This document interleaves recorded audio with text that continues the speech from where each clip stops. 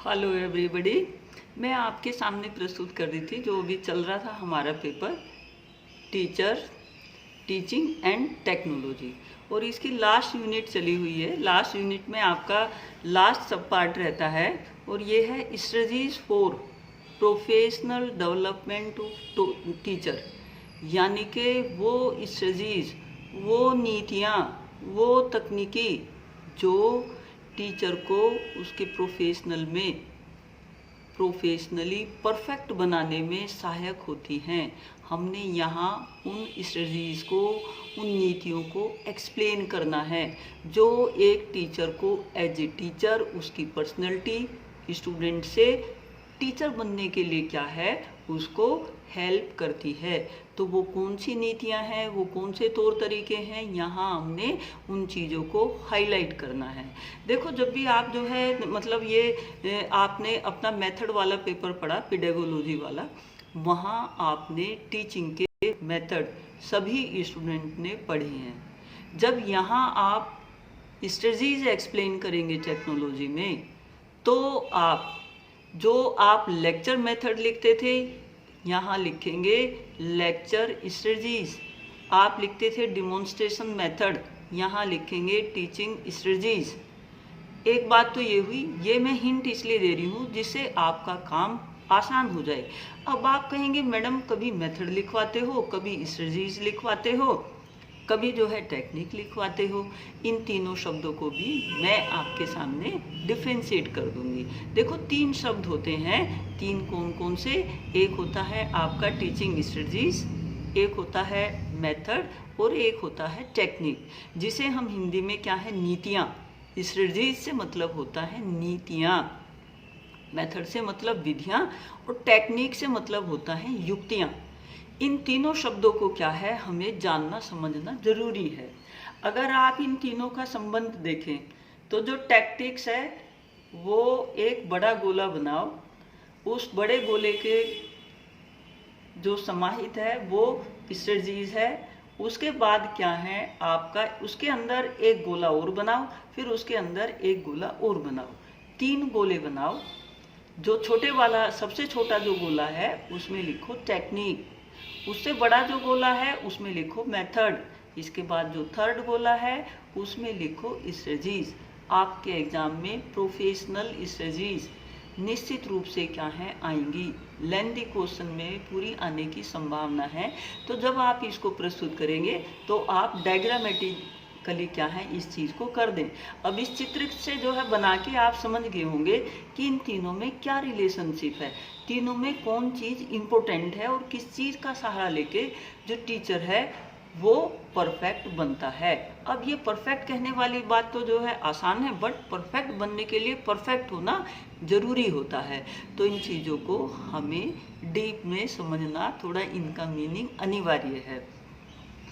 अब यहाँ पहले शब्द आता है टीचिंग स्ट्रेटजीज, और टीचिंग स्ट्रेटजीज को हिंदी में कहते हैं शिक्षण नीतियाँ। जो शिक्षण नीतियाँ होती हैं, जो नीति होती है कि भाई उनकी नीति मतलब होता है तौर तरीके, कार्य करने के प्रति जो है उनकी चतुराई, कार्य करने के प्रति किसी का कौशल, और कार्य करने के प्रति किसी की जो है वेल प्लान्ड योजना।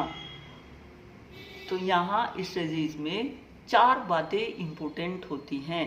पहला होता है प्लानिंग, तीसरा होता है उसकी नीति, दूसरा होता है नीति, और तीसरा होता है चतुराई, और लास्ट उसका होता है कौशल। 4 सब पार्ट मिलके क्या बनाते हैं, स्ट्रेटजीज की व्यू रचना जो है करते हैं। इन चारों शब्दों को याद रखना, यानी कि प्लानिंग, यानी कि जो है नीति, योजना, नीति, चतुराई और कौशल इज इक्वल टू क्या होता है, हमारा होता है नीतियाँ। ठीक है, तो यहाँ आप समझ गए होंगे कि जब भी जो है हम कोई शिक्षण कार्य करते हैं तो उसकी क्या करते हैं, हम प्लानिंग करते हैं, उसकी एक नीति बनाते हैं, एक तरीका बनाते हैं।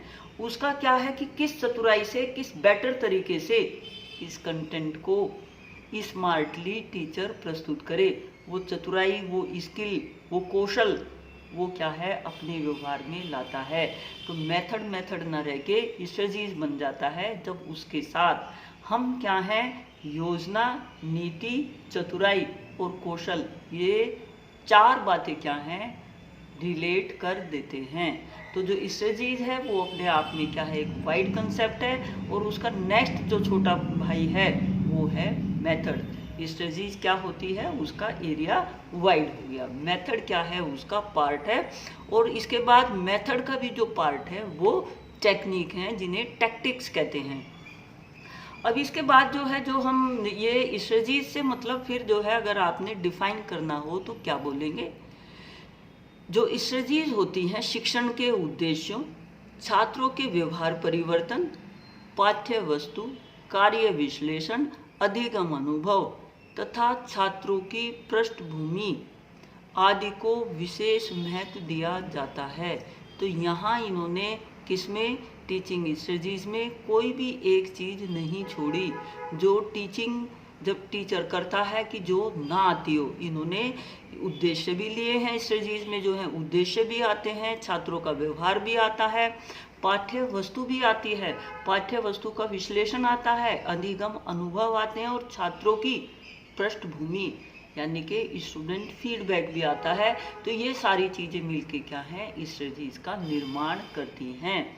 अब जब स्ट्रेटजीज जो है आप समझ गए कि क्या होंगे, अब आते हैं हम मेथड पे कि टीचिंग मेथड क्या होते हैं। जो टीचिंग मेथड होते हैं वो टीचर की सिर्फ प्रस्तुतिकरण की शैली को, कि उसकी प्रस्तुतिकरण की शैली क्या है उसको शो करते हैं, कि वो किस स्टाइल से पढ़ा रहा है। लर्निंग है वो लेक्चर मेथड से है, लेक्चर कम डिमॉन्स्ट्रेशन से है, या जो है प्रोजेक्ट मेथड से है, वो सिर्फ शैली को शो करता है मेथड। बट जो स्ट्रेटजीज है उसमें क्या है, टीचर स्टूडेंट कंटेंट और जो है वर्क एनालिसिस और स्टूडेंट का फीडबैक, सारी चीज़ें क्या हैं स्ट्रेटजीज में आ जाती हैं। तो यहाँ मेथड जो हुआ, it is a style of the presentation of the content in the classroom, यानी कि ये कंटेंट को प्रस्तुत करने का टीचर का क्या स्टाइल है ये उसको शो करता है। अब इसके बाद जो है तीसरी बात आई कि ये जो टैक्टिक्स होती हैं ये क्या होती हैं, किन्हें टैक्टिक्स कहते हैं। जो टैक्टिक्स होती हैं, जैसा शब्द से ही लग रहा है, टैक्टिक्स होती हैं शिक्षण युक्तियों वे सारी प्रविधियां हैं, वे सभी क्या हैं, वे सभी सारी प्रविधियां हैं जिनका प्रयोग करके शिक्षक अपने शिक्षण को प्रभावशाली और रुचिकर बनाने में क्या है, सहायक होता है। अब कैसे समझे इसको, देखो लेक्चर मेथड से सभी पढ़ाते हैं, बट किसी के लेक्चर में आपको क्या है, पूरा आनंद आता है। वो क्या ऐसा उस लेक्चर में अपने तड़का लगाता है, वो ऐसा क्या उसमें डालता है, वो उसमें डालता है अपनी भावनाएं, वो उसमें डालता है बच्चों की भावनाएं, वो उसमें डालता है एक क्लोज रिलेशन, किससे, उस कंटेंट से, कैसे, थ्रू एग्जाम्पल। तो हर चीज़ में क्या है, जब आप कोई भी जो है साग सब्जी बनाते हैं तो उसमें एक जो है उसके स्वाद के हिसाब से तड़का लगाते हैं, जहाँ जैसे तड़के की ज़रूरत हो। वैसे ही जो टैक्टिक्स होती हैं ये मेथड को और स्ट्रेटजीज को इफ़ेक्टिव बनाने के लिए जिन टैक्टिक्स का आप कहते हैं ना कि मैंने इस ट्रिक से जो है काम निकलवा लिया अपना, तो ये यहाँ ट्रिक ही हैं, ये वो ट्रिक हैं, ये वो जो है वो स्टिमुलेटिंग एस्पेक्ट्स हैं जिनके द्वारा जिस टैक्टिक से टीचर कंटेंट को इंटरेस्टिंग वे में प्रस्तुत करने के लिए टैक्टिक का इस्तेमाल करता है। तो तीनों शब्द अब आपको समझ में आ गए। अब हमारे सामने बात ये आती है कि जो प्रोफेशनल जो क्वालिटीज़ हैं टीचर की वो विकसित करने के लिए यहाँ आपके कोर्स में है टीचिंग स्ट्रेटजीज, कि वो टीचिंग स्ट्रेटजीज कौन कौन सी होती हैं उनको जानना क्या है बहुत जरूरी है। और लेंदी क्वेश्चन निश्चित रूप से कई सालों से आया हुआ है, तो लेंदी क्वेश्चन के लिए आप इसको कैसे जो है रिप्रेजेंट करेंगे। देखो जो टीचर पढ़ाता है उसके पढ़ाने के दो तरीके होते हैं, ऑटोक्रेटिक एंड कौन सा, डेमोक्रेटिक।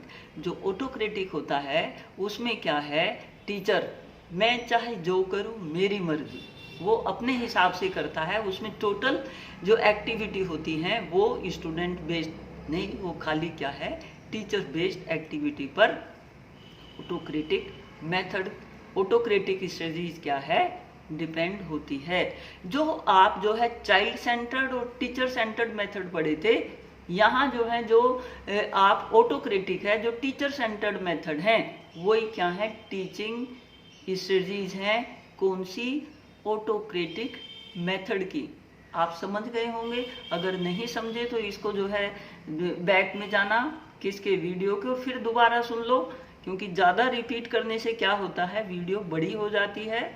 ठीक है, तो ऑटोक्रेटिक से आप समझ में आ गया। इसके बाद हुए डेमोक्रेटिक जो है स्ट्रेटजीज कौन सी होती हैं, जो चाइल्ड सेंटर्ड मेथड होते हैं। वो क्या है, जब उसमें युक्तियां लगा के, जब उसमें टेक्निक सारी चीज़ें जो हैं अप्लाई करके हम क्या है, तब उनको टीचिंग स्ट्रेटजीज कहते हैं। और वो भी कौन सी, डेमोक्रेटिक। जितने भी जो हैं टीचर सेंटर्ड के बाद जो मेथड बचे हमारे, वो सारे क्या हैं, किस में चले जाएंगे, चाइल्ड सेंटर्ड या डेमोक्रेटिक स्ट्रेटजीज में चले जाएंगे। तो बिल्कुल आसान चीजें हैं, रट्टा मारने की कोई जरूरत नहीं है। अब इसमें पहले वाला आता है लेक्चर मेथड। और लेक्चर मेथड में किस तरह, लेक्चर मेथड नहीं बोलेंगे, लेक्चर स्ट्रेटजीज बोलेंगे, क्योंकि जब टीचर अप्लाई करता है, जब हम चीज को अप्लाई करते हैं तो वो मेथड ना होके एक स्ट्रेटजीज बन जाती है, एक जो है क्या बन जाता है, कार्य करने का तरीका बन जाता है। तो जो लेक्चर मेथड है वो सब आप जानते ही हो। जो ऑटोक्रेटिक टीचिंग स्ट्रेटजीज है, ऑटोक्रेटिक में लेक्चर मेथड और इसके साथ क्या है, स्टोरी टेलिंग मेथड, यानी कि टीचर क्या है, जब कोई स्टोरी बताए, वो भी किस में आता है, ऑटोक्रेटिक मेथड में आता है, और वो भी क्या है, टीचर सेंटर्ड होता है। इसके बाद एक तीसरा और आता है इसमें, डिमॉन्स्ट्रेशन स्ट्रेटजीज। जो डिमॉन्स्ट्रेशन स्ट्रेटजीज है उसमें टीचर क्या है, जो साइंस से रिलेटेड जो कंटेंट होते हैं उनको क्या है, टीचर स्टूडेंट्स का एक ग्रुप बना के उसमें उन एक्सपेरिमेंट को क्या है, डिमॉन्स्ट्रेट कर देता है। इन लार्ज इन डिटेल जब आप इसको लिखेंगे तो यहाँ किसके द्वारा कौन से ऑब्जेक्टिव का अचीवमेंट होता है, जो कॉग्निटिव, अफेक्टिव, साइकोमोटर हैं, आप उनको भी क्या है, एक्सप्लेन कर देंगे। और किस लेवल पर कौन सा मेथड क्या है ज़्यादा प्रभावशाली है, किससे टाइम की बचत होती है, कौन कंटेंट ज़्यादा कवर करता है। कुछ बेसिक चीज़ें हैं जो हर मेथड को क्या है, कवर कर लेती हैं, जो हर मेथड में क्या है आपने बतानी होती है। तो ये कर लेंगे आप, लेक्चर मेथड बता देंगे, डिमॉन्स्ट्रेशन मेथड बता देंगे, आप स्टोरी टेलिंग बता देंगे। इसके बाद आते हैं जो हमारे कोर्स में है डेमोक्रेटिक टीचिंग स्ट्रेटजीज, यानी कि जो डेमोक्रेटिक, जिसमें क्या है, स्टूडेंट को भी आज़ादी है और किसको आज़ादी है, जो टीचर है वो तो आज़ाद होके करता ही करता है, स्टूडेंट्स को भी क्या है, फ्रीडम है कि वो अपने विचार और अपने आचार विचार, यानी कि टीचर और स्टूडेंट के सहयोग से, कोऑर्डिनेशन से क्या है, जब कोई कंटेंट जो है प्रस्तुत किया जाता है तो उसको क्या है, democratic method of democratic strategies कहते हैं। इसमें कौन कौन सी आ जाती हैं, इसमें हमारा क्या है, ट्यूटोरियल मेथड आ जाता है, जिसको रिमेडियल टीचिंग भी कहते हैं। इसमें क्या है, टीचर ने पढ़ाया, बच्चों से बातें की, बच्चों से पूछा, अगर उसको कोई दिक्कत है तो टीचर क्या है, साथ साथ बच्चों की रिमेडियल टीचिंग भी कर देगा। इसके बाद जो है डिस्कशन स्ट्रेटजीज, डिस्कशन में क्या है, टीचर ने कोई चीज़ प्रस्तुत कर दी, इसके बाद क्या है, स्टूडेंट्स के साथ डिस्कस करेगा, सभी से जो है डिस्कस करके चीज़ को क्या है, बेहतर तरीके से बच्चों के व्यवहार में विकसित किया जाएगा। इसके बाद है प्रोजेक्ट मेथड। प्रोजेक्ट मेथड क्या होता है, ये हायर क्लासेस पे होता है। आपने अक्सर जो है एक शब्द का इस्तेमाल किया होगा जब गर्मियों की छुट्टियां पड़ती हैं, कि हमें मैडम ने या सर ने जो है प्रोजेक्ट वर्क दिया है, किसमें, समर वैकेशन में, तो वही ये प्रोजेक्ट स्ट्रेटजीज है। जो प्रोजेक्ट स्ट्रेटजीज होती है, इसमें क्या है, स्टूडेंट अपनी इंटरेस्ट के हिसाब से कोई भी क्या है प्रोजेक्ट ले लेता है, वर्क ले लेता है, जिसको क्या है वो अपने इंटरेस्ट से, अपनी क्षमता के हिसाब से, अपनी कैपेबिलिटी, अपनी कैपेसिटी के हिसाब से क्या है पूरा करता है।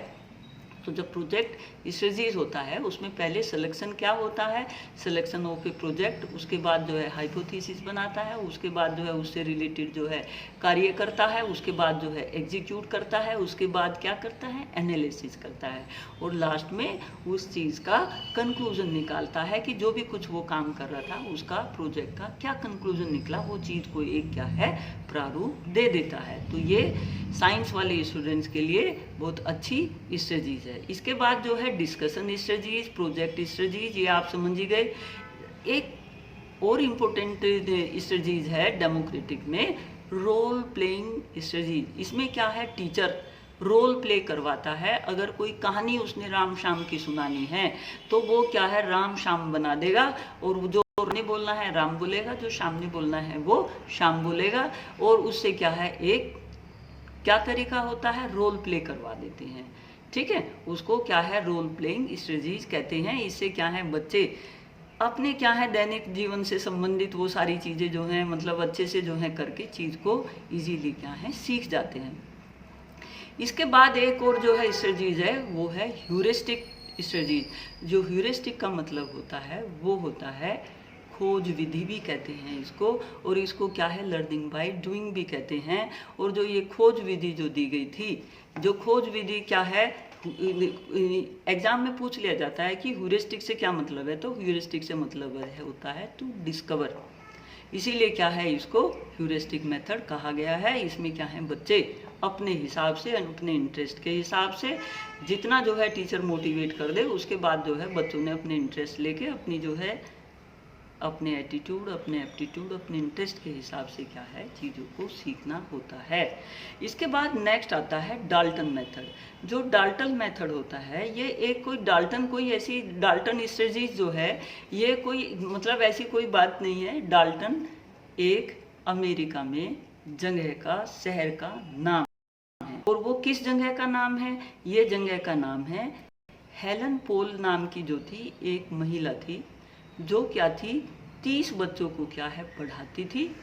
जब वो 30 उन बच्चों को पढ़ा रही थी तो उसने देखा कि 30 के 30 बच्चों में क्या है डिफरेंसेस हैं, और जो वो डिफरेंसेस हैं उस को ध्यान में रख के उस क्या था एक मेथड दिया, उसने क्या था अपने शहर के नाम पर इस मेथड का नाम डाल्टन स्ट्रेटजीज रख लिया।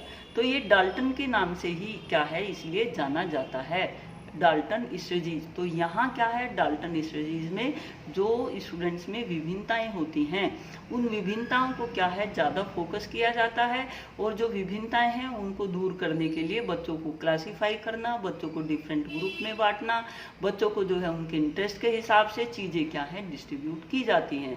सबको एक तरीके से और एक कंटेंट क्या है यहाँ पढ़ाने को अवॉइड किया जाता है। तो जो डाल्टन मेथड है वो जो दिया गया था हेलन पोल नाम की जो महिला थी उन्होंने दिया था, एग्जाम में आपके टेट के पूछ लिया जाएगा। तो उन्होंने क्या है इस मेथड को दिया था, और इंडिविजुअल डिफरेंसेस को यानी कि क्लास के पूरे अगर 60 बच्चे हैं तो उनको हम एक स्ट्रेटजी से नहीं पढ़ा सकते। हमने क्या है स्ट्रेटजीज व्यक्तिगत विभिन्नताओं के आधार पर बदलनी होती हैं, और सबके लिए क्या है एक सिलेबस, एक तरह की चीज़ें नहीं होनी चाहिए। इसके बाद आता है एक होता है बहुत इम्पोर्टेंट डिडक्टिव, इंडक्टिव और डिडक्टिव स्ट्रेटजीज। जो डिडक्टिव और इंडक्टिव स्ट्रेटजीज होती हैं ये ज़्यादातर जो क्या हैं हमारे जो मैथ वाली जो मतलब प्रक्रिया है उसमें क्या है यूज ज़्यादा की जाती है। इंडक्टिव का जो है मैं सिंपल उदाहरण देती हूँ, आप समझ जाओगे। पहले क्या है एग्जाम्पल दे दिया किसी चीज़ का, कोई चीज़ जो है एग्जाम्पल रूप में प्रस्तुत कर दी, इसके बाद जो है बच्चों से पूछा कि इसका कंक्लूजन क्या निकला, उसको कहते हैं इंडक्टिव मेथड। कोई एग्जाम्पल दे दो, कोई भी वैल्यू पर आधारित हो, किसी पर भी आधारित, आप बच्चों को एग्जाम्पल दे दो, आप उनसे पूछो कि इस कहानी से क्या निष्कर्ष निकला, उसको कहते हैं इंडक्टिव स्ट्रेटजीज। इसके बाद इसी के साथ है डिडक्टिव स्ट्रेटजीज। डिडक्टिव स्ट्रेटजीज में क्या होता है, जो हम मतलब पहले क्या है उसका पहले हमने पहले वाली में क्या किया था एग्जाम्पल दिया था, और बाद में क्या था कंक्लूजन पूछा बताया था। बट यहाँ पहले जो है टाइटल दे दिया जाएगा, कंक्लूजन बता दिया जाएगा, इसके बाद एग्जाम्पल उसके संदर्भ में बच्चों से क्रिएट किया करवाया जाएगा। उसको क्या कहते हैं, उसको डिडक्टिव मेथड, डिडक्टिव स्ट्रेटजीज कहते हैं।